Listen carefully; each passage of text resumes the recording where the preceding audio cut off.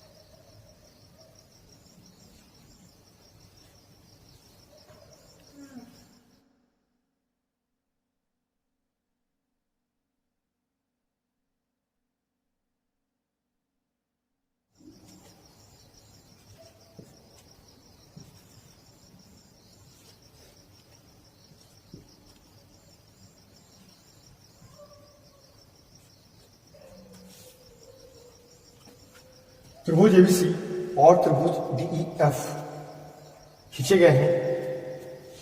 त्रिभुज एबीसी के लिए माध्यिकाएं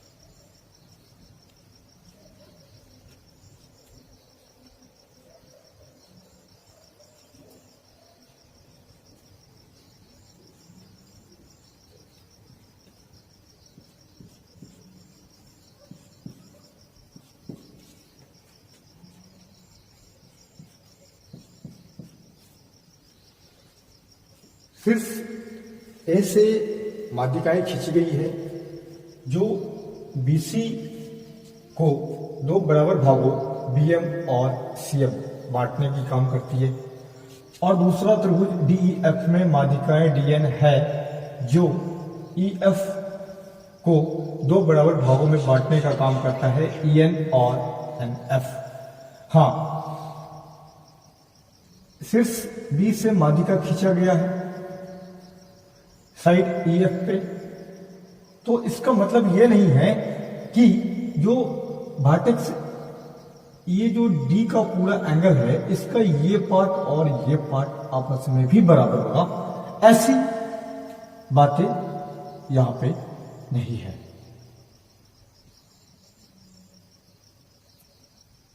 हाँ, पर माध्यिका जिस साइड पे पड़ेगी उन साइड को आधा आधा समद्विभाजित जरूर करेगी।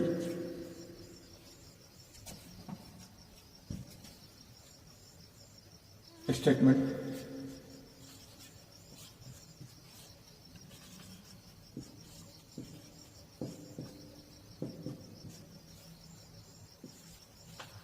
गिवन दिया जा रहा है त्रिभुज एबीसी तथा त्रिभुज डीईएफ समकोणिक है।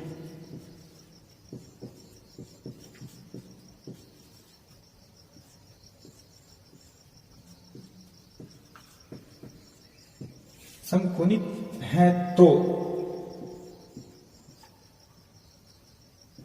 कोण ए कोण डी के बराबर होगा, कोण बी कोण ई के बराबर होगा, कोण सी कोण एफ के बराबर होगा, और त्रिभुज एबीसी समरूप होंगे त्रिभुज डीईएफ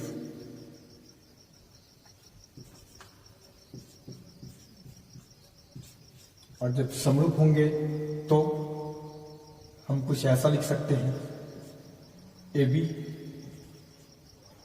बट्टा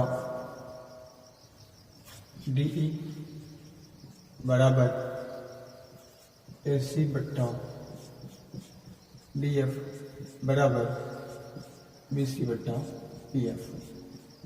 अगर समरूप हैं तो कंडीशन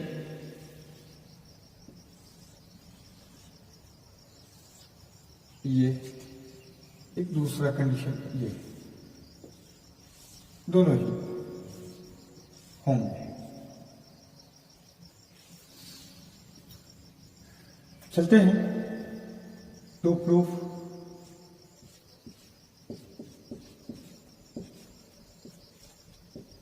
सिद्धि क्या करना है, माध्यिकाएं ए एम और D M side B C and E F. तो बी सी बट्टा ई एफ बराबर ए एम बट्टा डी एन। यदि दो त्रिभुज समकोणिक हो तो उनकी संगत भुजाओं का अनुपात उनकी संगत माध्यिकाओं के अनुपात के बराबर होता है। संगत भुजा का अनुपात बीसी के संगत ईएफ और एएम माध्यिकाएं हैं, इनकी संगत माध्यिकाएं डीएन है, तो दोनों का अनुपात आपस में बराबर है, ऐसा दिखाना है। चलते हैं प्रूफ की।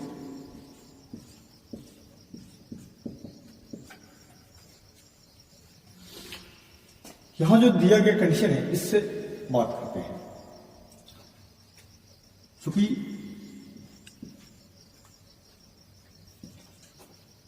त्रिभुज एबीसी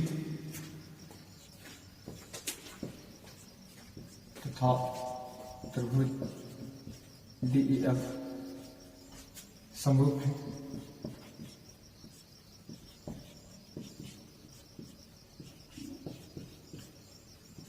तो समरूप अगर हैं तो हम कुछ ऐसा लिख सकते हैं, ए बी बट्टा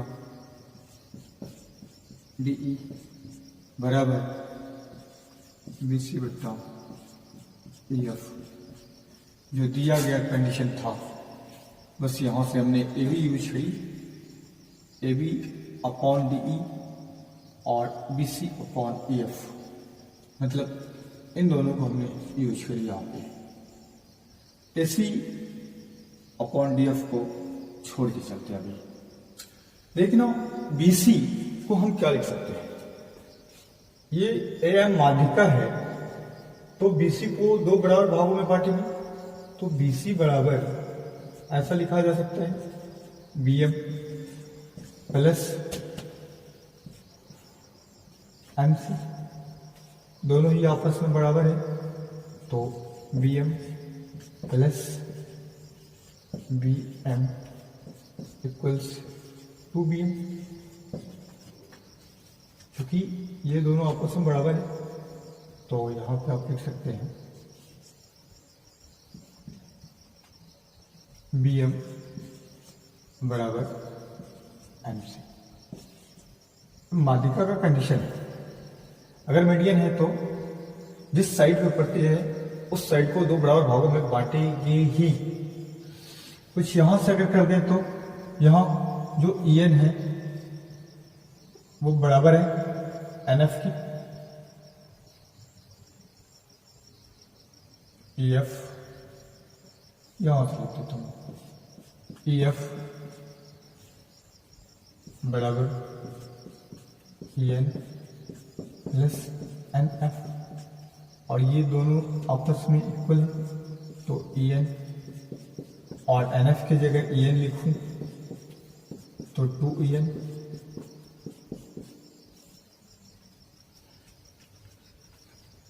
क्या इस रिजल्ट को हम यहां यूज कर सकते हैं, बी सी पीछे थी to B M upon E F to E N,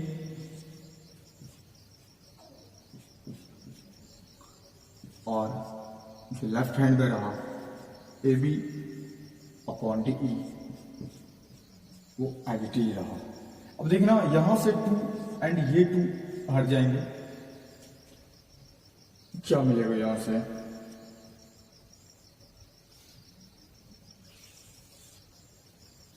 A B upon D ई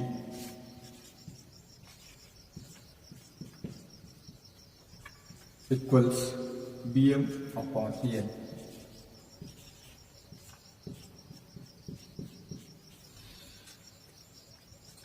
यहां ए बी डी ई, तो ये दोनों साइड होगी, पी एम ये और ई एन ये। अगर कहूं मैं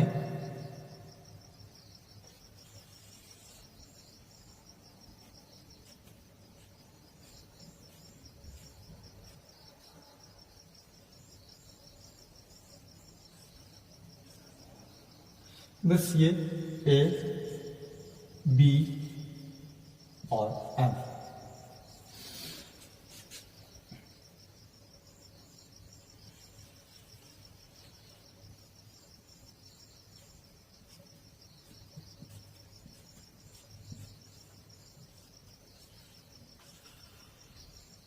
मैंने इसे कुछ अलग अलग लिखा है।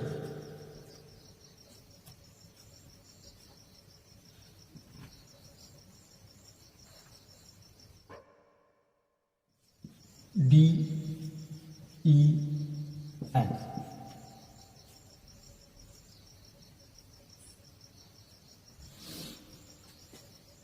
ए B upon D E, B M upon E N, और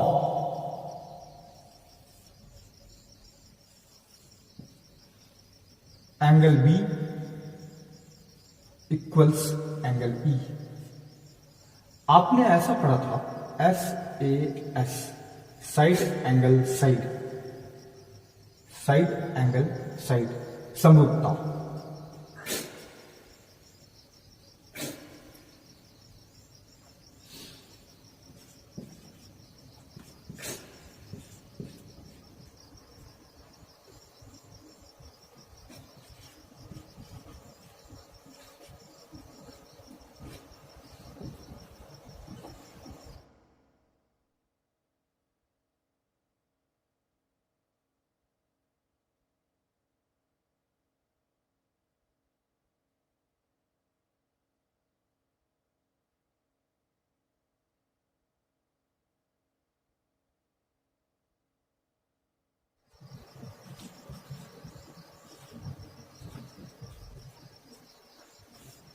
समरूपता एस एस, ये संगत भुजाओं का अनुपात और उनके बीच का एंगल, समरूपता एस एस। त्रिभुज ये दोनों समरूप हो जाएंगे, ए बी एम और D E N.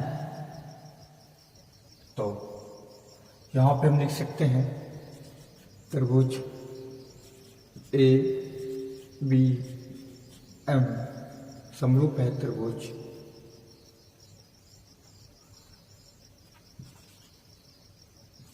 D E N के। जब ये दोनों त्रिभुज समरूप हो गए तो हम क्या लिख सकते हैं, इन दोनों त्रिभुजों की भुजाओं को अनुपात में लिख सकते हैं, ए बी बट्टा डी ई बराबर ए एम बट्टा डी एन बराबर बी एम बट्टा ई एन, ऐसा लिख सकते हैं। ए बी बट्टा डी ई बराबर ए एम बट्टा डी एन, बस मैंने ऐसा लिखा, इन दोनों को छोड़।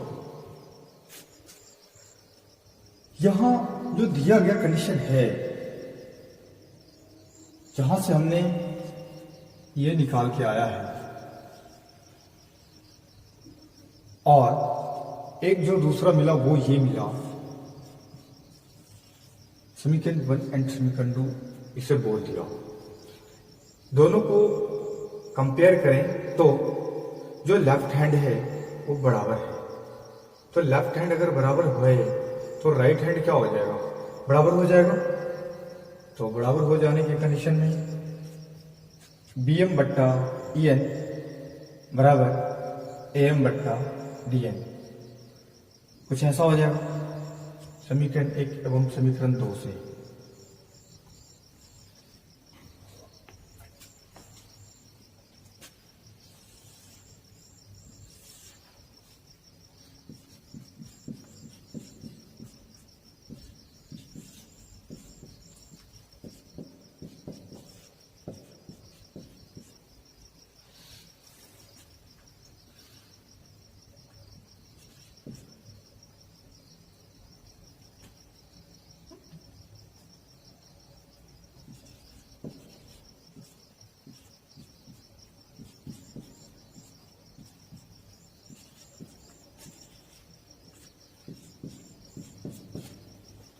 दोनों से कंपेयर करके इतना लिख दी, जो bm बट्टा en है वो किसके बराबर है, तो bm बट्टा en ab बट्टा de के बराबर है, और ab बट्टा de ये किसके बराबर है, तो ये बराबर है bc बट्टा ef के।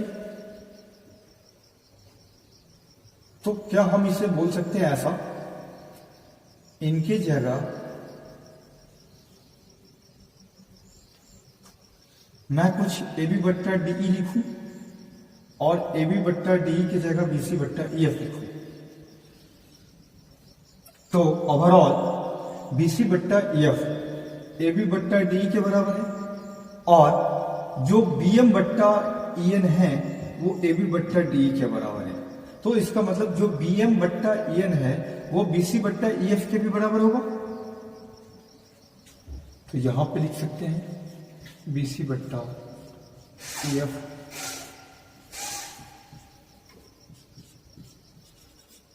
और ए एम बट्टा D N.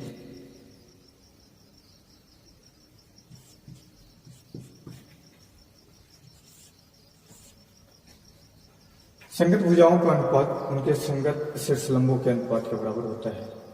Thank you so much.